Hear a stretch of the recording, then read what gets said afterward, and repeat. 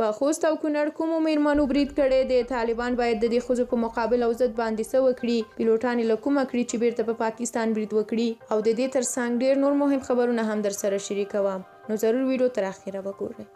پر خوست او کونړ ولایتونو دغو دواړو میرمنو بمبارونه کړي دي. دوی د خپل هیواد لپاره له هرې ننګونې په زغرده تیریږي او د خپل هیواد دفاع په خورا میړانه کوي. طالبان دې هم د دوی سره سیالي وکړي.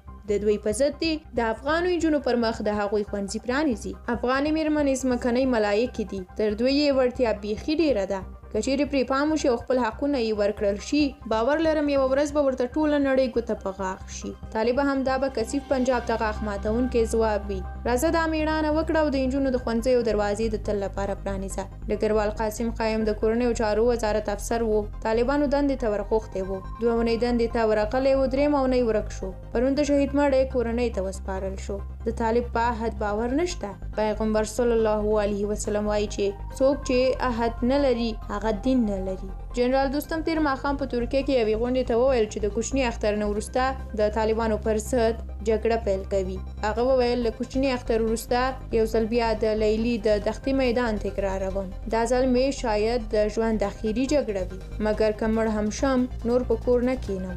د یادونې ده چې تېره اونۍ د جنرال دوستم یو نږدې ملګری او پخوانی قومندان طالبانو په سمنګان ولایت کې نیولی و او وروسته یې په ډېره بې رحمۍ وژلی او بیا یې ویډیو د جنرال دوستم د ګوند غړو ته ورلیږلې وه. تېره ورځ په ترکیه کې د همدې قتل له کبله جنرال دوستم ستره غونډه رابللې وه.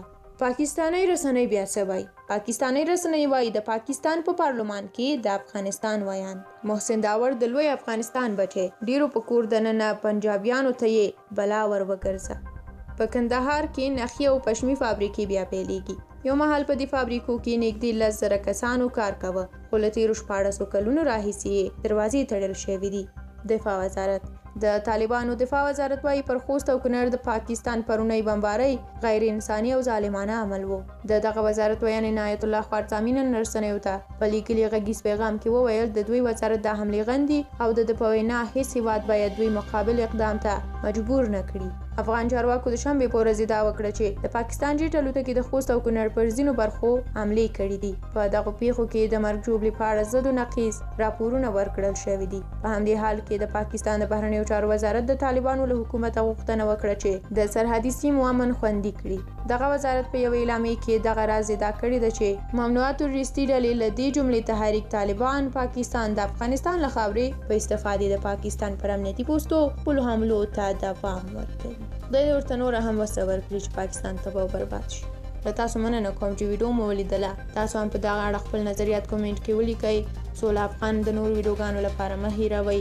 ویډیوګانې مو تر اخره ګورئ، لایک کوئ. تر بیا یو بلې ویډیو ته په امان ښه وخت ولرئ.